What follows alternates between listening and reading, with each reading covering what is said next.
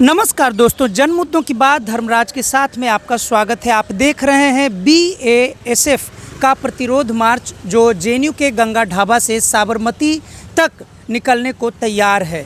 दरअसल यह विरोध मार्च हो रहा है पिछले कुछ सप्ताह से फिर से। जिस प्रकार से हर विधानसभा चुनाव और लोकसभा चुनाव के पहले दलितों मुसलमान पर हमले बढ़ जाते हैं, मॉब लिंचिंग की घटनाएं बढ़ जाती हैं, हरियाणा में और उत्तर प्रदेश में ऐसी ही घटनाएं बढ़ गई हैं। बल्कि हरियाणा में भी भाजपा की सरकार है और उत्तर प्रदेश में तो प्रचंड बहुमत से भाजपा की सरकार है। योगी आदित्यनाथ का दावा है कि वह संविधान के रास्ते से हटकर बुलडोज़र न्याय लगाना चाहते हैं, लेकिन बुलडोज़र न्याय में बस समस्या इतनी है कि अपराधी के नाम पर अगर कोई आरोपी भी है और वह मुसलमान है, दलित है, पिछड़ा है, तो उसके घर पर बुलडोज़र चलता है। लेकिन अगर उन अपराधियों में जो कोई हार्ड कोड क्रिमिनल कोई उनके ही स्वजातीय हैं तो उनको सिर्फ अरेस्ट किया जाता है, उनको बचाव के तमाम संवैधानिक मौके दिए जाते हैं। हाल की घटना अभी मंगेश यादव का ठंडा भी नहीं हुआ है, जहां पर मंगेश यादव के अन्य साथियों को तो गिरफ्तार किया गया लेकिन मंगेश यादव को एनकाउंटर कर दिया गया। ऐसे में यह जो BASF का जो मार्च, प्रतिरोध मार्च जवाहरलाल नेहरू विश्वविद्यालय में निकल रहा है, हम इनसे पूछेंगे कि BASF के प्रेसिडेंट अजय हमारे साथ हैं। हम इनसे पूछना चाहेंगे कि आखिर यह मार्च आप जेएनयू में क्यों निकाल रहे हैं? जी, सबसे पहले तो ये मार्च सिर्फ BASF का नहीं है, अल्लामा इकबाल स्टडी सर्कल और तमाम उन वतन परस्त, उन लोकतांत्रिक मूल्यों पर भरोसा करने वाले छात्रों का है जो इस लोकतांत्रिक मूल्यों को पर भरोसा रखते हैं, डेमोक्रेसी पे भरोसा रखते हैं। आप देखिए कि किस प्रकार जो है वो दलितों पे, मुसलमानों पे एक जो है उनको गौ रक्षा के नाम पे उनकी हत्या की जा रही है। मेरा नाम अजय है, कल को मैं भी मारा जा सकता हूँ, क्योंकि उनको नहीं पता है कि मेरा नाम अजय है कि आजम है। देखिए अभी जो है वो आर्यन मिश्रा को मारा गया, तो ये लड़ाई जो है वो पूरे देश को, पूरे कैंपस को लड़ना चाहिए था, लेकिन ये जो है जितने भी छात्र हैं वो इस लड़ाई को लड़ रहे हैं। आप देखेंगे कि 2003 में कैसे हाई कोर्ट का ऑर्डर आता है, उसके बाद जो है पता चलता है कि जो दलितों को गौ रक्षा के नाम पे मारा गया था वो तो निर्दोष थे। अभी चंगेज़ खान को देखिए आप, कितनी वो मैं वीडियो देख रहा था तो मेरा आत्मा पिघल गया पूरा कि किस तरीके से चंगेज़ खान को पीटा गया है।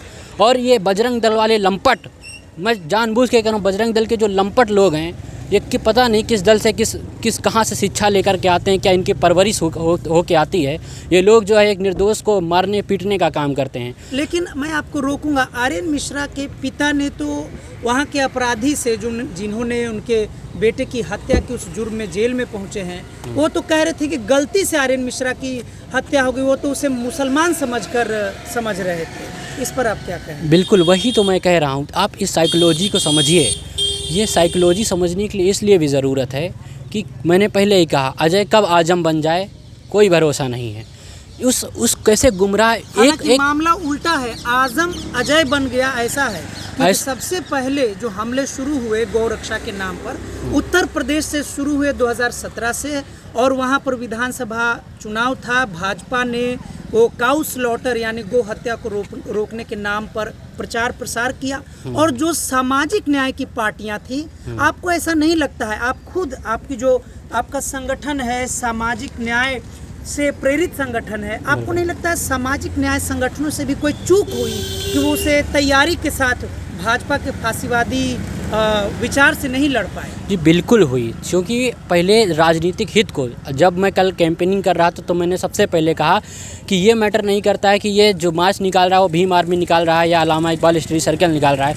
मायने ये रखता है कि ये मार्च जो है उन फांसीवादी ताकतों के विरुद्ध निकाला जा रहा है। आप देखिए बिल्कुल चूक हुई है, क्योंकि हम एकजुटता का परिणाम है। अगर एकजुट होते तो बीजेपी आज जो है बहुत बुरी तरीके से हारी होती, और हारी होती तो ये जो फांसीवादी ताकतें अपना सर उठा रही हैं, जो आताताई ताकतें अपना सर उठा रही हैं, ये कभी नहीं उठा रही होती। और जो आप बात कर रहे हैं उसको मैं बिल्कुल स्पष्ट तरीके से कहना चाह रहा हूँ कि उसी मामले में आप देखिए कि किस चैनल की खबर, आप जो चूक वो कह रहे हैं, चूक का मसला ये है कि कैसे नैरेटिव सेट किया जा रहा है। उसका बच्चा मारा गया है, लेकिन हिंदुज़म का चूरन दे करके हिंदुज़म का चूरन दे करके उसके बच्चे की जगह वो हिंदुज़म ले आए हैं, ताकि वो जो एक निर्दोष को जो है बचाया जा सके। FIR दर्ज नहीं की जा रही है। आप एक उस पर कमेटी क्यों नहीं गठित करते हैं? ये जो मनवादी लोग हैं, जो मनवादी चूरन फाँकने का काम करते हैं, जो चूरन बांटने का काम करते हैं, हिंदुज़म के नाम पे सिर्फ अपने राजनीतिक एजेंडा सेट करने का काम करते हैं, वो मैनिपुलेट कर रहे हैं हमारे लोगों को, और लड़ाई हमारी वही है। संगठन है वह चंद्रशेखर आज़ाद यानी आज़ाद समाज पार्टी से संबंधित है जी। क्या चंद्रशेखर रावण कम से कम इस मुद्दे को लेकर, हमने चंद्रशेखर रावण को उस वक्त से लड़ते देखा है जब उनकी पहली गिरफ्तारी हुई थी, बल्कि मैं भी उस समय तब रिपोर्टिंग नहीं करता था उनके विरोध में, उनकी गिरफ्तारी के विरोध में रहा, बल्कि CAA में चंद्रशेखर ने जितनी बहादुरी से जामा मस्जिद में मुसलमानों के बीच खड़ा होकर अपनी बातें रखी और कहा, भरोसा दिलाया कि बहुजन मुसलमान ये कोई अलग नहीं है।